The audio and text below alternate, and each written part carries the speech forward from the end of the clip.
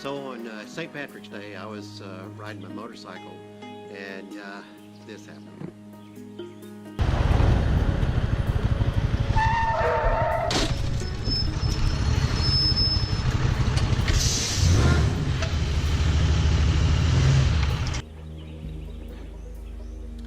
So the rest of this video is about the step-by-step process of going through doing all the repairs to put the motorcycle back together again as the way it was.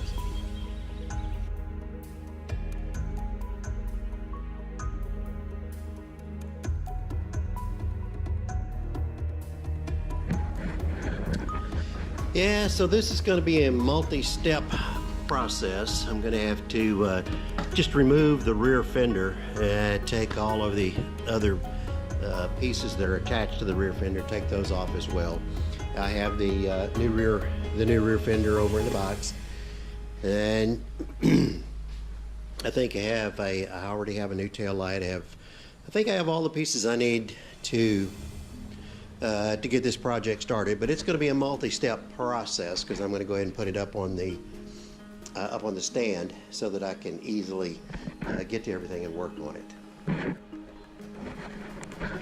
So the first step in this process is to get the bike stable, and I have a front wheel chock that I bought, and I've got it temporarily secured there with some 2x4s under these heavy metal shelves.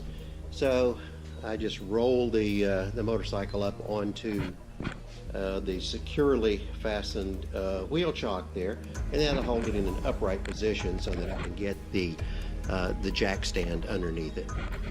The next step in this multi-step process is to use this jack, this motorcycle jack, and I will insert it underneath the motorcycle, and then I will lift it up, and it will be suspended on the jack, and that way I can more easily work on everything.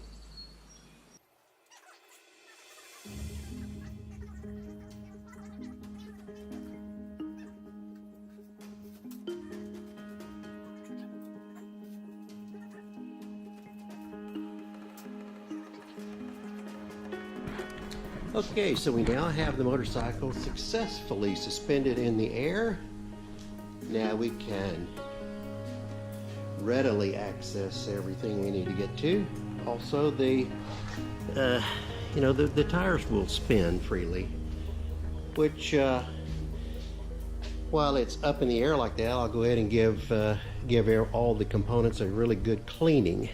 So, all right, the next step is to start removing the adjacent parts to the rear fender. Okay, so we've got the bike up in the air, and we have it positioned to a nice workspace in the garage.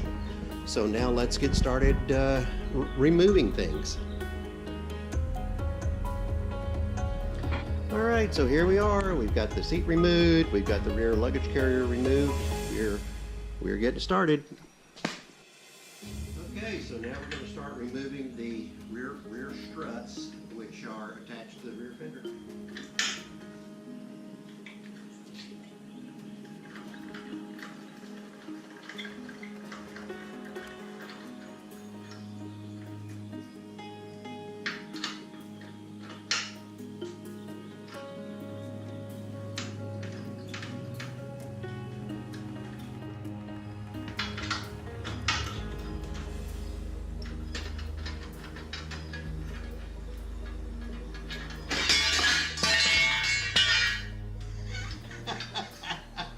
I was going to take that off anyway. Perfect. All right, so now that we've got the seat removed, we got the frame covers removed, I'm going to start unhooking or disconnecting all the wires that go down to the tail light and the rear turn signals. I actually think the first thing I'm going to do is disconnect the battery, and I'm going to try to prevent an accidental an accidental shock to the system there. So here we are. I've removed all of the bolts that hold it. I've disconnected the wires that run inside the rear fender down to the tail light and the turn signals. So let's see if we're ready to remove the wreckage. Bada boom, bada bing, and there you have it.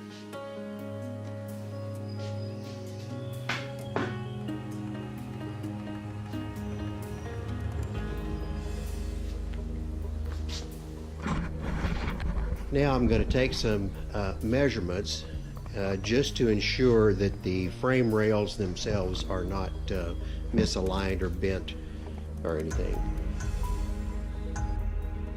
Alright, so we've got all the fender stripped off. Everything looks fine. There's no apparent damage to the frame rails themselves. So now we will start the process of removing all of the wires and pieces from this fender and putting them on the new one. Okay, we've got the old fender completely off. We have got all of the electrical parts stripped off, all of the rubber grommets and all the pieces and bits that need to go onto the new fender. So now it's just a matter of installing the new pieces on, the old pieces on the new fender and get it going. Okay, so here we are with the continuing saga of the wrecked bike rebuild. So this is the new rear fender, and as you can see, I've already attached the tail light assembly, to the fender. But I think I'm going to make an upgrade here. I'm going to replace these standard incandescent bulbs with some nice dual element LED bulbs that I picked up at Walmart. They're supposed to be much brighter, so I'm going to install those in here and see how that goes. I also had been thinking for some time that I would like to replace the single element bulbs in the turn signals that go on the rear of this bike, and I moved the license plate mount down to this big old turn signal bracket that they have there, this mounting system that they have for the tail lights, for the the turn signals. So anyway, I was thinking for a long time that I would like to replace those single element bulbs in there with dual element bulbs, the same as you have on the tail light. So I was thinking, okay, if we could do that, I could have turn signal and stoplight combination on on my turn signals. So I picked up these dual element turn signals from the front of a Harley Davidson at a local swap meet. All the guys that have the Harleys hate the way that Harley mounts these up on the handlebars, so they take them off and move them to somewhere else. Like most of the guys that had the driving lights to Harleys also moved the turn signals there as well. So anyway, I picked up these at a local Harley swap meet and got the bright idea that maybe I could mount dual element turn signals from the front of a motorcycle to the rear, like I said, and stoplight as well, to try to avoid getting rear-ended, which is what happened to me and what caused the or what prompted the entire wrecked bike rebuild here. So I'm going to give that a try, see what I can come up with. So we'll go from there. Okay, so the first thing you have to do to try to make the change on the turn signals is you have to remove the old ones. So unscrew and snake the wires out and make room on the underside of this thing for all of the new stuff we're going to add in. So the next step in this process of changing out these turn signals to convert them to a dual element turn signal. I have removed the original stock turn signals completely, but this is the mounting bracket.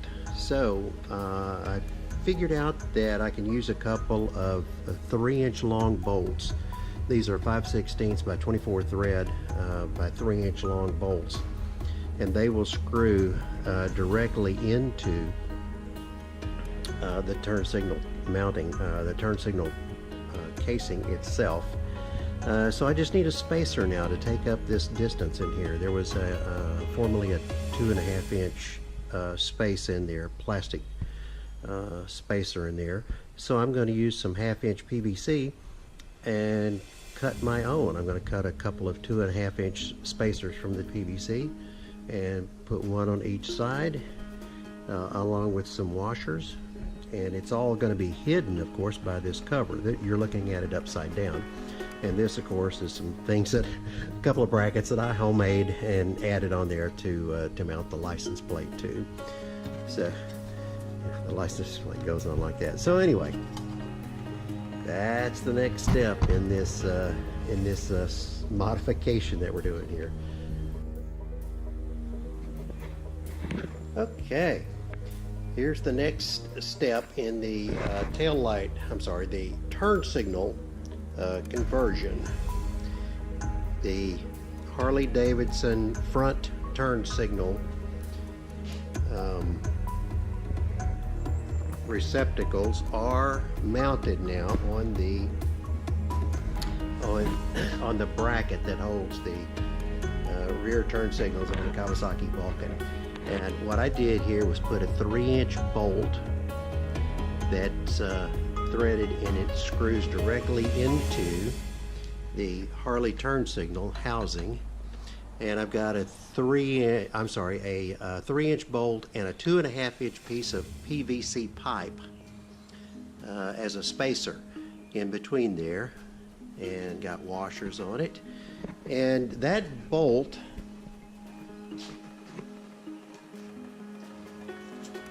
those bolts are looks like they're a 5/16 by 24 thread, and they're 3 inches in length. If you want to try to duplicate my madness here, but it looks like it's going to work. So the next step in this process is to figure out the wiring on everything. Okay guys, as you can see, I've got the tail light stoplight assembly mounted to the fender, and this of course is the next step in the wrecked bike rebuild.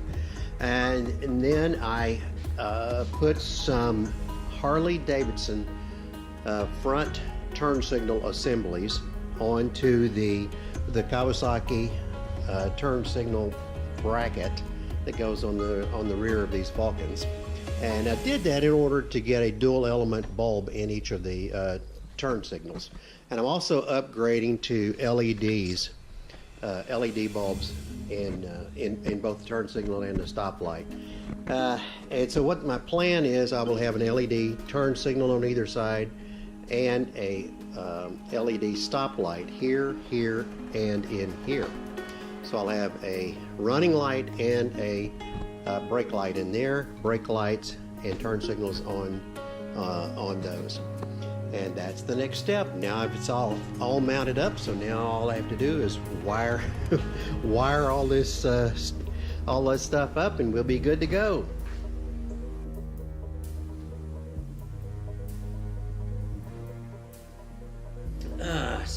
Continuing on with the wreck bike rebuild, I'm still working on hooking up the new turn signals. You know, I added some stoplight turn signal combinations to the back fender of this thing. So my brother-in-law is going to come over to help me. He's the amateur radio aficionado, and he has a specialized little blowtorch, cordless, gas-powered soldering gun, and that's going to be great because we're going to shrink wrap these covers over the wires to protect the you know, the splices and the solders. Standard procedure on that. So he's going to come help me do that. So in the meantime, before he gets here, I'm going to give that rear wheel a good cleaning. Okay, so nothing to do but get to it.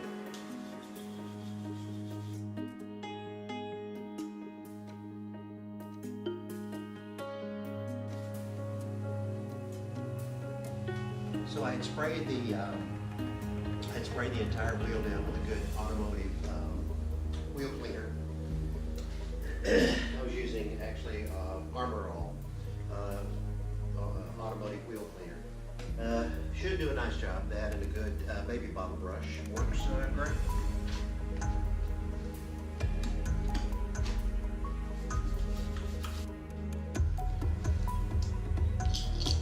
So with the help of my trusty brother-in-law Mark, we got everything all wired up.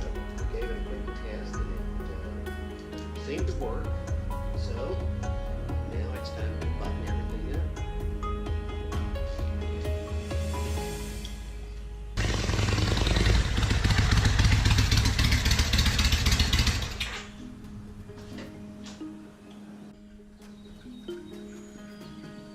And so there you have it. It's all back together and everything's working great. The lights are extra bright. I'm very, very happy with the way the whole thing turned out.